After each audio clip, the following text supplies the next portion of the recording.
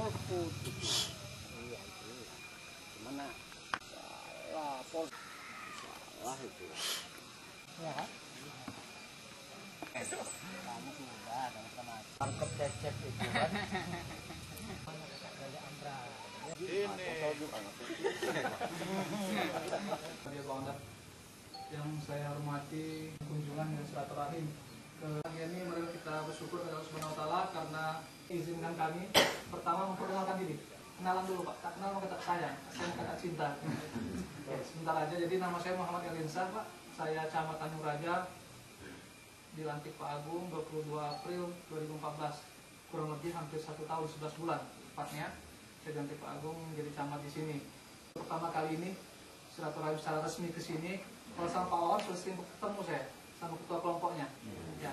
Nah, dan juga mungkin ke depan nanti kita sering lagi Pak, kalau bapak-bapak ada urusan ke kecamatan silahkan langsung saja, karena pelayanan kita insya Allah dari jam 7:30 sampai jam 3:30 sore. Jadi nggak perlu khawatir lagi kalau jam 3 ke kantor bapak ingin ada urusan apapun itu kaitan dengan kecamatan, insya Allah kami standby. Ada potensi batu krisis Indonesia sudah tahu Pak bimbingnya, tapi mungkin kalau saya belum tahu mungkin nanti kaitan dengan potensi yang ada di kecamatan kita, khususnya di talang kita ini, di desa kita ini. Terima kasih dari saya Pak. Assalamualaikum warahmatullahi wabarakatuh. Mungkin saya sering lewat Pak ya sama anak-anak Haji Agung Mangkunegaran, terus silaturahmi dengan masyarakat Kampung khususnya pada umumnya desa Sukamulya, lebih umum lagi Kecamatan Tanjung Raja, bahwa dikarenakan isu-isu yang beredar katakanlah seantero Nusantara ini, Nusantara Kodok, Desa Sukamulya, Kecamatan Tanjung Raja ada potensi batu akik. Nah, kami terpanggil untuk mengantisipasi adanya kerusakan terhadap kawasan hutan Bukistel 34. Andai kata ada, sejauh mana bisa dimanfaatkan oleh masyarakat untuk peningkatan pendapatan asli, pendapatan per kapita masyarakat atau penduduk, dan pendapatan asli daerah.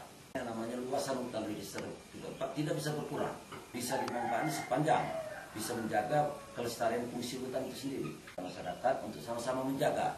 Andai kata ada pihak-pihak tertentu yang akan memanfaatkan, karena begitu hutan itu rusak, banjir di mana-mana. Termasuk kemungkinan longsor di kawasan Gendol ini akan terjadi sangat tinggi sekali. Nah, artinya bisa mengganggu aktivitas kehidupan kita, karena keseimbangan alam sudah tidak terjaga lagi. Kemudian kedua, kami kira di depan kita ini kan ada situs purbakala. Menurut pengamatan kami, artinya sebelum kita beraktivitas, melakukan aktivitas kehidupan dan penghidupan di Talang Kodok ini, jauh ribu tahun yang lalu ada komunitas masyarakat yang sudah menghuni di sini. Terbukti di hadapan kita ada jejak-jejak mereka, yang menurut pengamatan saya sekilas itu tempat pertemuan dalam rangka melaksanakan ritual keagamaan. Kita tidak tahu agama apa dulu, tapi jelas ritual keagamaan. Nah, inilah jejak-jejak nenek moyang kita yang ditinggalkan. Memang dia tidak mengenal bangunan beton dan baja ini, tapi maknanya filosofis yang terkandung di dalam tebaran batu ini sangat-sangat religius dan sangat-sangat memiliki medan magnet untuk memikat masyarakat, masyarakat di luar kita untuk mengenalnya lebih dalam. Nah, oleh karena itu saya mohon kepada bapak-bapak untuk juga titip situs purbakala ini. Andai kata ada bapak-bapak yang tahu telah terjadi pergeseran batunya dan batunya masih nampak, tolong kembalikan ke fungsi semula. Karena mungkin dalam waktu tidak terlalu lama kita akan mengajak ahli-ahli sejarah untuk mempelajari sejarah. Tanpa bapak sadari bahwa bapak melakukan aktivitas kehidupan dan kehidupan yang di kawasan sangat-sangat potensi untuk peningkatan perkembangan kehidupan kita di kemudian hari. Karena di sini ada potensi rahmat Allah berupa batu akik. Batu akik itu makhluk Tuhan, Pak. Sejauh mana kita menghargainya, kalau kita berlebihan, insya Allah kita kena bencana. Begitu juga di hadapan kita di situs purbakala ini juga, ini batu-batunya ini makhluk Tuhan. Dan saya sekilas saya melihat bahwa batu ini dari hari ke hari juga ada pertumbuhan. Nah, kalau dia ada pertumbuhan berarti makhluk itu Pak. Dia berzikir, jangan diganggu. Dia agamanya agama sama dengan agama kita, meyakini ilahi Rabbi. Cuma kita tidak memahami bahasa mereka saja.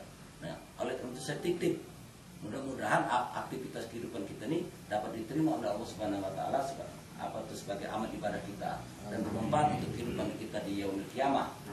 Karena pada hakikatnya segala aktivitas hidup kita ini dalam rangka mencari ridha Allah Subhanahu wa taala. Ini mulai masuk tahun 2000. Jadi nggak banyak paham Pak usaha tentang batu itu kan. Cuman alhamdulillah kayaknya sudah lebih ratusan orang ziarah ke situ. Alhamdulillah kadang-kadang ke rumah Pak. Menemui kami kan minta izin, alhamdulillah. Nggak tahu apa tujuannya, tapi yang kami kesimpulannya batu itu nggak boleh dipindahkan Pak. Satu dipindahkan ada efeknya. Yang udah banyak terbukti kan di sini. Dan juga nggak boleh dihina Pak. Itu pokoknya. Batu panen. Nggak boleh dikotori Pak. Ya bukannya entah di mana-mana, pokoknya siapa yang menghina batu itu yang terbukti Pak ya. Itu dia kayak kalau kita marah. Itu intinya masalah batu ya terbatu. Kata orang ada ajengan, ada yang bilangin katanya percikan wali-wali dulu Pak. Bukannya orang muda nggak mengerti, jadi nggak bisa gegabah Pak ya, jadi nggak tahu positifnya, nggak tahu. Cuman yang jelas tuh nggak bisa dikotori, nggak bisa dihina Pak saja. Marudin ini bagi sok mau ada.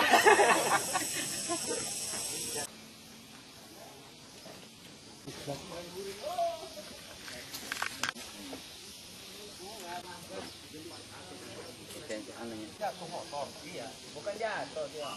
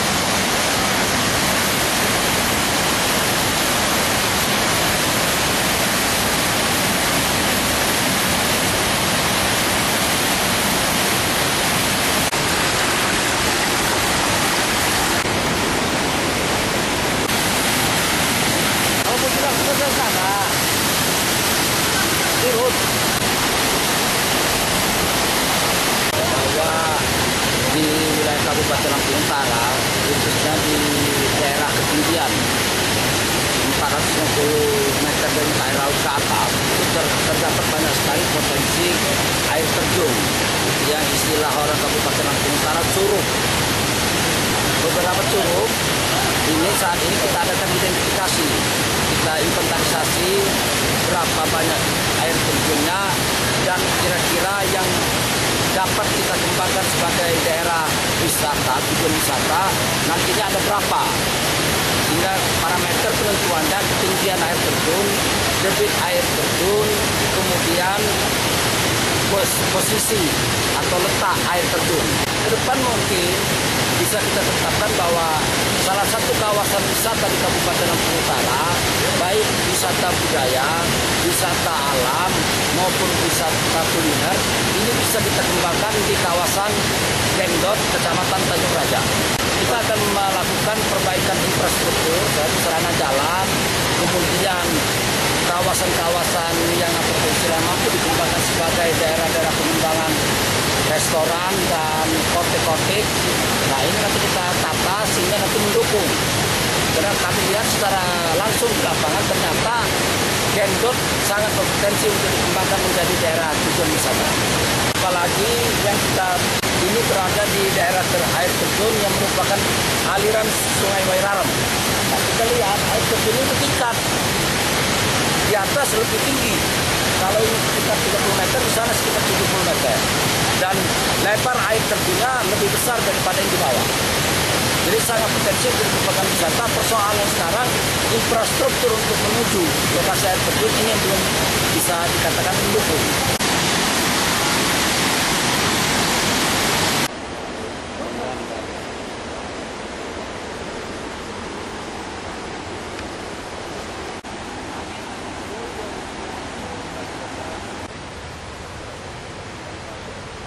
Lagi lah Den, belum bisa marah.